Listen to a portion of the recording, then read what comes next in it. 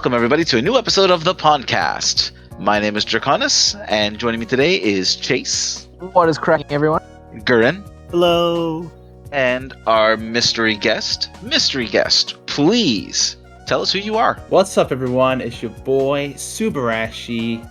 And today's episode is going over that trailer that dropped at the end of the tournament weekend, where we got our first looks at some battle items and also a brand new Pokemon. So we got a chance to go over this trailer and take a look at a few things. And one of the first things that I've noticed was with the trainer cards. I know a lot of people were looking at it going, oh, hey, look, these are the generic names. But I also noticed that on the side of the card, of the ID card, that looks like a school ID card, which is great. It tells you how many Pokemon we're going to be fighting per person. So that's kind of cool that they managed to slide that in there. I didn't notice it the first time I watched it. Yeah, exactly. Yeah, I see now. So that's kind of neat. So it's like because when I went to college, we had like cards ourselves. You know, you have to like a landlord. Was it a landlord or something? And you have to have them on you all the time to identify what student you are. So yep. This is obviously going to be similar to the same thing. Maybe this is like the trainer cards we had for Sword and Shield. Basically, that's what they are. But they're like school. Obviously, got the sigil there, depending what school you come from, basically. Yeah, so just to build on what Subarashii just said, yeah, we also had ID cards when I went to university, and I like how Sword and Shields look more, you can make them look more like collectible, like trading cards, and how these now look like proper ID cards. Like ID cards, basically. Yeah, because the Sword and Shields one were more like training cards. They weren't actually ID cards like from a college or something. They were actually like tradable. They look a bit like the holo cards you get from Pokemon. But these ones look more authentic to more professional ID cards that you get from school. Yeah. So yeah. But yeah, look at as they start to play through, the cards slide in, and then the Pokeballs actually appear. First one, second one, third one off the top. And they do as well, yeah. That's kind of neat. That's kind of neat that the way they did that. Oh yeah, I didn't even notice that during the trailer itself. How damn! Like I knew there was like some kind of cutting, but I didn't even notice the Pokeballs that were on the side. Sheesh. So what are your takes about the fact that they look like student cards and all that? I actually like that idea because like I know we always had like the trainer IDs, like, or at least the cards that we have from Sword and Shield, right? Like those are always cool because you could customize and everything. I don't know how far they're going to do or how far they're going to go for that here. If we do get a little bit more customization, like at least let us change some facial expressions maybe, or like, you know, maybe let me add a hat onto that stuff. That'd be a lot better for me, in my opinion. But I think the student ID cards is actually pretty good. All right, I just got to point out something, and it's kind of irking me just a little bit. Look at the shields on the screen. Why the hell do the grapes look so much better than the orange? The orange looks like a wheel with leaves coming out of it.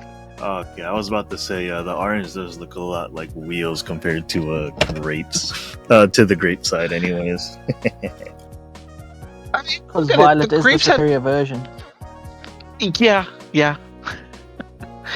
I mean, look at the design work on the shield. They look so good, and then you look at the orange, and it's like, ew. I think it's a bit easier to get the grey to look better than the orange, because I think in that style, the orange is always going to look like a wheel. So we open up to the battle between Cloyster, which I'm glad to see back, and we get our first look at Cyclizar, which is a Dragon Normal Pokemon. This is the second Dragon Normal type we had. Is it? Yeah, I think so. Yeah. There's only this is only the only other one is Drampa. Drampa would have been an awesome Pokemon if he evolved from Dunsparce. Yeah, Dunsparce. It just so looks like Dunsparce, but obviously it didn't. Legendary, huh? I can definitely see it turning into a pseudo legendary. I don't know about legendary, like just personally, just from how it looks. I'm also okay, or see it like staying as like a single stage, or it just stays like this. I'm just wondering what its stats would be like, because if it is at least going to be pseudo legendary stats or types or whatever, it's gonna have some pretty decent stats. Like I'm okay with that, because like I saw this thing like drop on the trailer during but when he dropped, I was like, oh, Lizard Boy, let's go. And then, you know, like that's when it popped in my head, like, oh man, this is the guy that possibly connects to like to Kiraidon and Miraidon, but then and then I saw him again. And I'm like, well, you know what? Even if he isn't, I'm okay with this. He's a dragon normal type. Let's go. More dragon types. Just what I wanted. And it just looks so much like it's going to evolve into the legendary at the end. It's so weird. It's, as you said, it's like it could be a mimicry thing, but I always thought when I saw this Pokemon, I was like, yo, this is going to evolve into the legendaries. But obviously now all people are saying that it's not going to evolve into the legendary, it's just going to have its own evolutions. And because I said, everyone in the region has this Pokemon, so it's a very common Pokemon. It's not even a legendary, this Pokemon, which I thought it would. I thought it was like a mythical or something, but obviously it's not. When I first saw it, I thought it was going to be another Sun and Moon aspect where you have a single Pokemon that will branch into one of two different forms depending on what version of the game you're getting. If you look closely to its head, it actually looks like a bicycle, like a motorcycle helmet. As we all thought that the third legendary is going to be green and probably bird-like, got past, present, and future. I always thought the present third legendary was going to be more bird-like familiar, but obviously, as we see now, it's not going to be.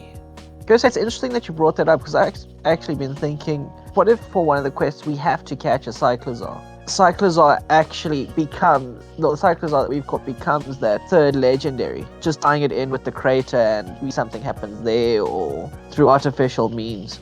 I agree with you there. Maybe because as you know, this is going to be a common Pokemon in the region. Maybe everyone's Cyclizar fuses together to create one third legendary Pokemon. Maybe that could be a possibility, and I would actually like to see that concept in the game. Or maybe they'll do a Kyurem type aspect where you would need Cyclizar and your legendary for a Kyurem fusion type. I never crossed my mind. Maybe that could happen. We also see the first of the new moves that are part of the game. This one is called Shed Tail, and what it does is it creates a substitution and then forces a swap in your party to your next Pokemon in waiting. I think this is an absolute genius move. It might be even a little bit on the broken side, personally, because you get to drop a substitution and do a swap in one shot, which could be a good thing, could be a bad thing, depending on how it's used. But the fact that they're finally introducing some more inventive moves that are based on some other items is nice. It's one of the things I enjoy with the new generation of the games is that they always seem to come up with either a move or an item that mimics an ability, a move, or an item, depending on which way you're flying to. But what are your thoughts on Shed Tail? It's an interesting move. I don't really get into moves. I just like the look of them and also just use them to defeat a Pokemon, of course. But obviously, it acts as the substitute plushie. It's an interesting move. It is an interesting move indeed. It's a bit like Wimpod, actually. It's a bit like that because he retreats. Maybe it acts like that. Maybe.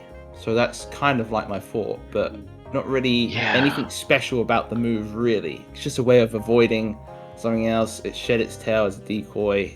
Yeah, I really like the concept of the move. I think it has potential to be very broken, especially if it acts like sort of both substitute and baton pass, so where you can pass on your stat buffs. There we go. Yeah. The sacrifice is that it takes half your health. I think that's a really, really good. Will he be the only one that has it from what it looks like? Most likely.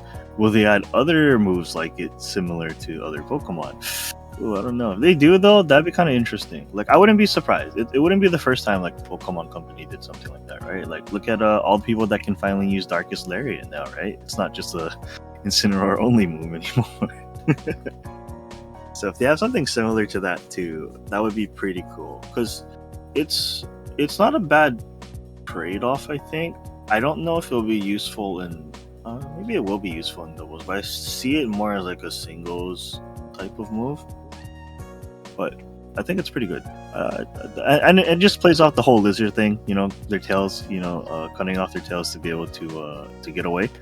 I like it. There's also something that I wanted to bring up. It's while we're here on this particular scene.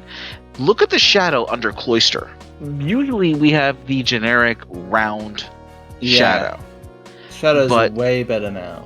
Yeah, Yeah. you actually see the details of the spikes Yeah. cast down on the ground. So this is a very subtle but a very blatant showing off of the improvements that they have been doing with the game, graphically speaking, or at least in my opinion. I mean, Yeah. if you want another example, look at how the light traces over Cyclizar when the camera's panning around him. Oh yeah. Magnezone looks like it's made of metal now, with all the reflection of the light hitting him, and the gold like antenna actually shines while the light is hitting him in one direction. And it's got a bit of more shading on the other side. It actually looks like metal now. It's actually got some texture to it. And also his shadow is exactly the same shape as he is. So that's another plus as well. And it's not just there for show, because I'm doing a very slow pan of Cyclizar as the camera's spinning around him. And you can see that when his tail moves, the shadow that depicts his tail is also moving in the same direction. It is. So that's kind of cool. Like they're definitely bringing up their game on this. Yeah. Yeah, I never paid attention to that. That's actually pretty good. Like that's another like small like little detail for them to add on. That's like really cool. Like it does show that they are like putting in a little bit more of that extra effort or something to at least up their graphics a little bit. Yeah, and then you can kind of see like the little gap in between, right? I think like for like how Cloyster's open shell is, and you can kind of see it like dip in through the shadow too. That's cool. The shadow's a bit pixelated. I have to say it's a bit pixelated, but it's good enough.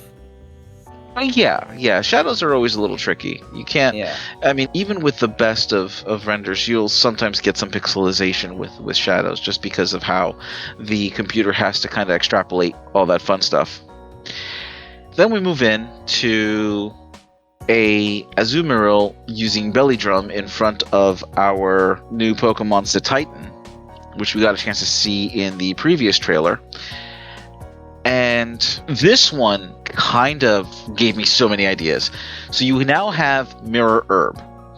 Copies an opponent's stat increase when consumed. So it'll be the first time a increase happens. That is really a powerful item, especially if you combine it with a Pokemon that can know either stored power or, even better, power trip. Because for every stat bonus, that attack becomes stronger, and usually you'd end up spending one turn having to boost up your stats so that that attack becomes much stronger than what it is. But with Mirror Herb, you no longer have to worry about that, especially if you kind of can foresee the Pokemon that you're going to be fighting against. You might be able to easily get a couple of stat bonuses in one shot.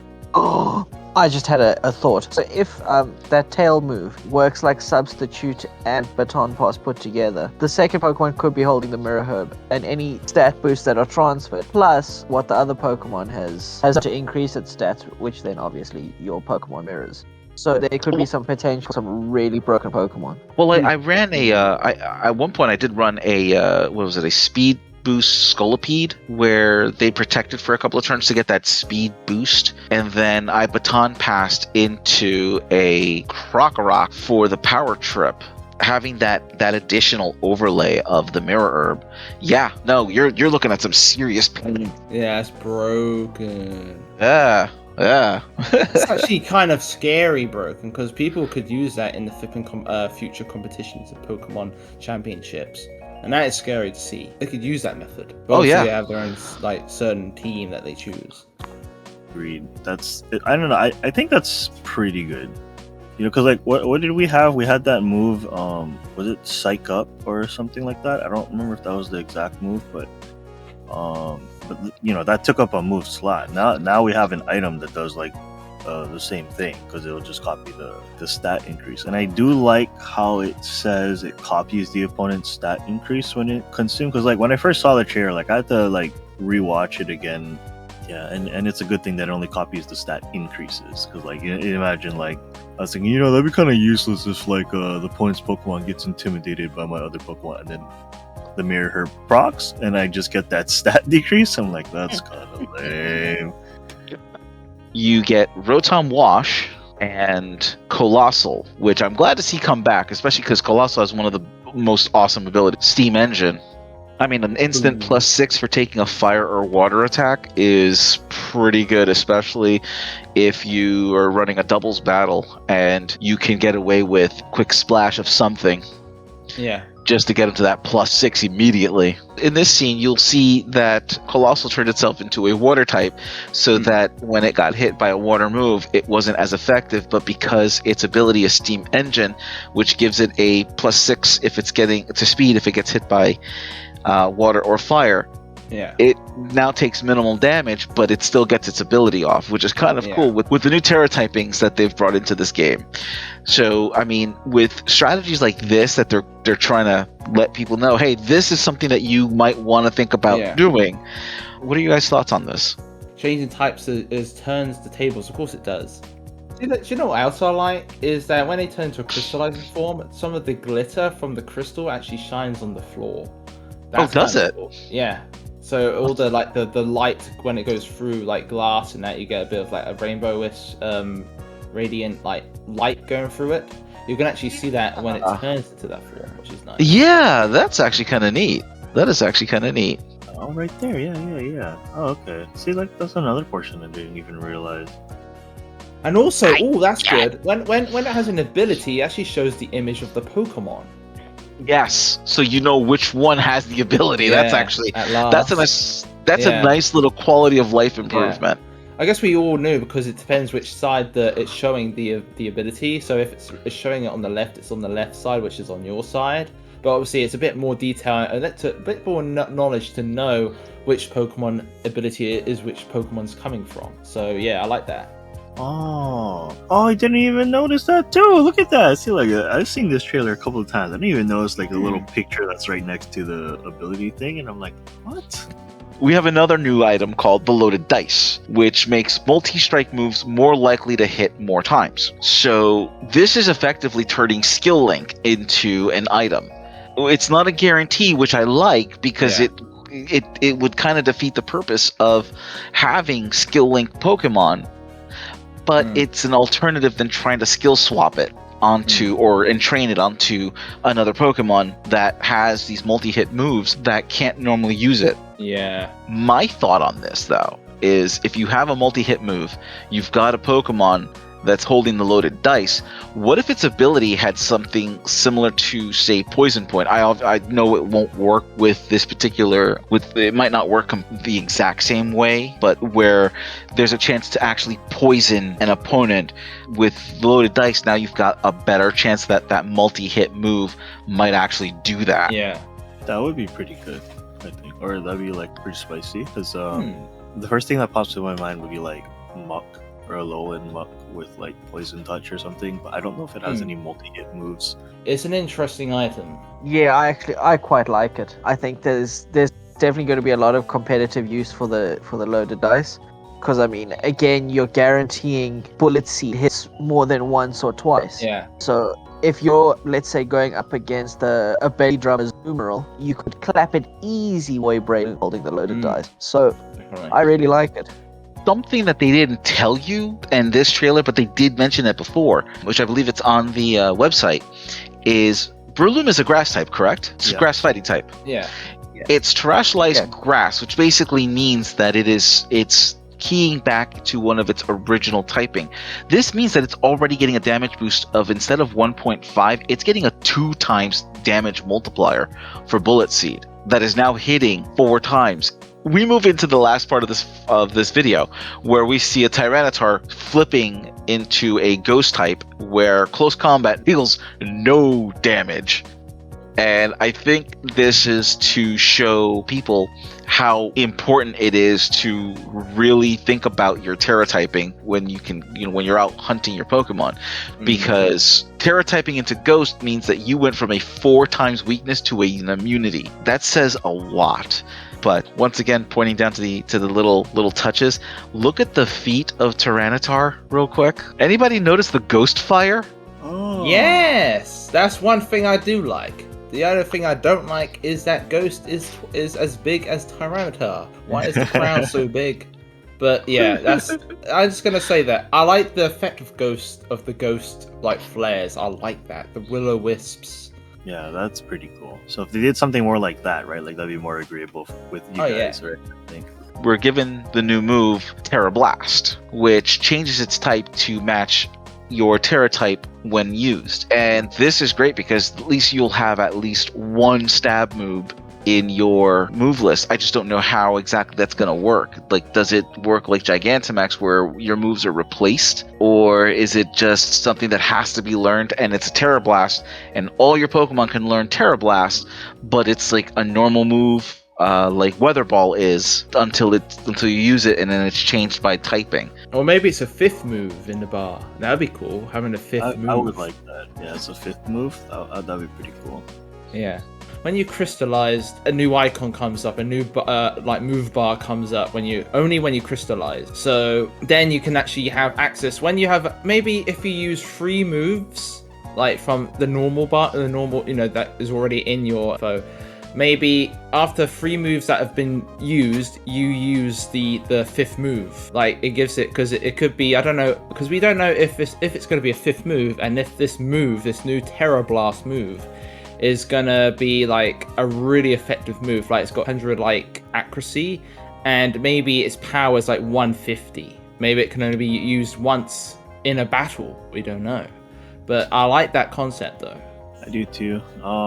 I did notice something as well. Now that I take a closer look at the move when the Tyranitar uses Terra Blast, like it does look like it's reflecting off the typing that you have for your Terra typing. So I'm wondering if this is unique to like the Ghost Terra typing. So I'm wondering if you have like a Fire type, Grass type, or whatever for another Pokemon start typing, if the animation is gonna change like slightly or something. Because it does look like a bunch of like will-o-wisps were being sent flying at the government. So,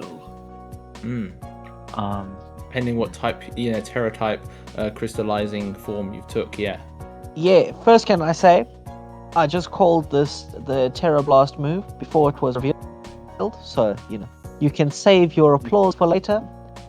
Yes. But yeah, I think this is going to act like a 5th move, so as soon as you terrestrialize, you'll gain access to it. And I reckon each version of the move is going to have different animations. The Fire Terra move might be more akin to a flamethrower looking move, whereas obviously the Ghost one looks more like a will-o-wispy type move. I like that. Like Chase said, 5th move comes out, you use it, and it has its own unique animation. Then you can use it a second time, and it has a complete different animation, like each time. Maybe the first is will-o-wisps that come to. Maybe the second one is like a bit like a shadow. You turn to a shadow, then you come out of somewhere and you attack it. That's a really cool concept. I actually like, or which hopeful it is true. Yeah, I guess all we can do is wait and find out, huh? Oh my god, come on, guys. More info, please. It's not long yet. It's not long. Yeah. No, that's fine. Come on. It's not long anyway. It's only 2 months left. Yeah, I'm expecting some more information before the game finally drops. Yeah. We need more trailers, definitely. I like to see more. I want to see more Pokemon. I want to see more legendaries. I'm interested to see the more legendaries. I'm a big legendary fan. I love the legendaries. But some legendaries don't feel like legendary, you could say. That's what I have with this. If Cyclizar evolved into the mascot legendaries, now we know we don't, which is good. I thought so that they would do. That didn't make them special because they are literally common and they're just everywhere. And that's like, oh, so they're not legendary, they're not special. But in the case, they are now, which is good. I'm excited for the games. And also, good information. I was actually very, very surprised that a trailer like this, I was very satisfied, like when I was streaming it, we would get something like this. A new Pokemon has shown up, Cyclizar as in a motorcycle, because as I said before, its head resembles a motorcycle helmet, which is kind of funny, and I like it. Maybe it'll evolve into a motorcycle Pokemon, similar to Scarlet and Violet's legendaries, which I'm going to say. And yeah, I'm very excited for the game and everything else. I'm just really hyped. Interesting info on moves specifically with this trailer, indeed. No, I mean, I just wanted to say, like I thought it was a pretty nifty idea for them to, for a Worlds trailer, for them to focus it more on on the battling aspect of the game. I thought that was really cool.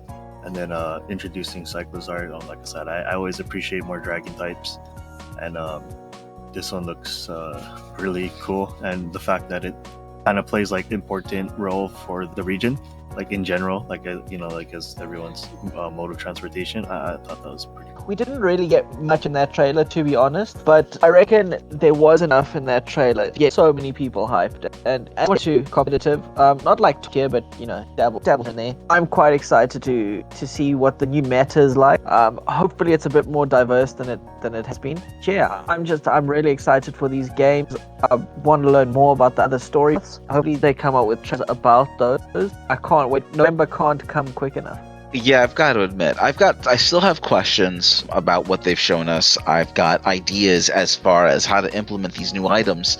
And I mean, I'm not the biggest fan of competitive personally, but I do love seeing some of these items and new moves used, and I love coming up with concepts to kind of work with them.